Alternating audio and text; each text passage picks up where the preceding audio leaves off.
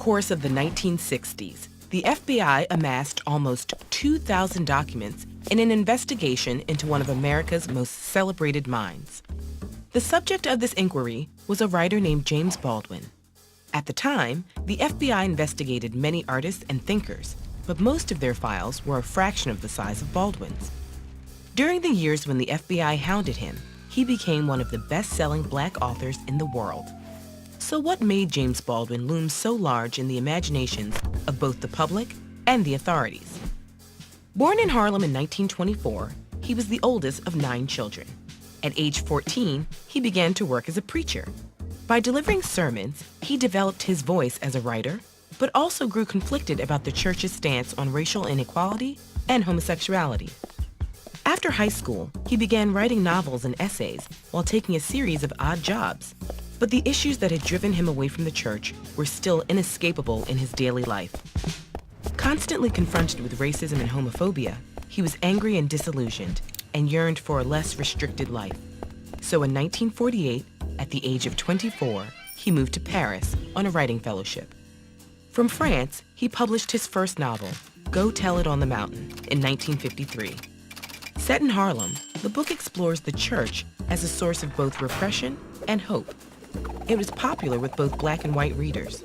As he earned acclaim for his fiction, Baldwin gathered his thoughts on race, class, culture, and exile in his 1955 extended essay, Notes of a Native Son.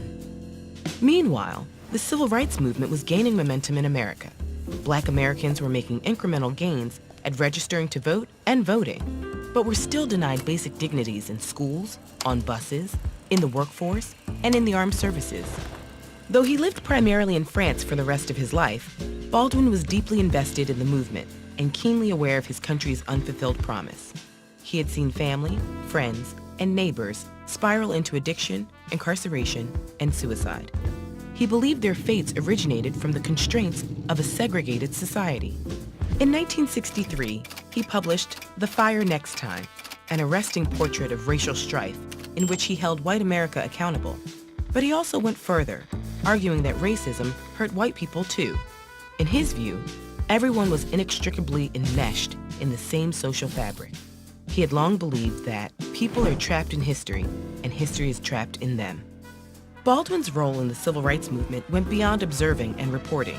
He also traveled through the American South, attending rallies, giving lectures of his own. He debated both white politicians and Black activists, including Malcolm X, and served as a liaison between Black activists and intellectuals and white establishment leaders like Robert Kennedy.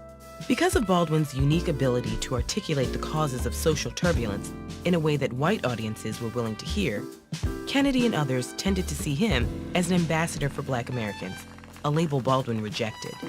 And at the same time, his faculty with words led the FBI to view him as a threat. Even within the civil rights movement, Baldwin could sometimes feel like an outsider for his choice to live abroad, as well as his sexuality, which he explored openly in his writing at a time when homophobia ran rampant. Throughout his life, Baldwin considered it his role to bear witness. Unlike many of his peers, he lived to see some of the victories of the civil rights movement, but the continuing racial inequalities in the United States weighed heavily on him. Though he may have felt trapped in his moment in history, his words have made generations of people feel known, while guiding them toward a more nuanced understanding of society's most complex issues. Learn about other trailblazers of the civil rights movement with these videos.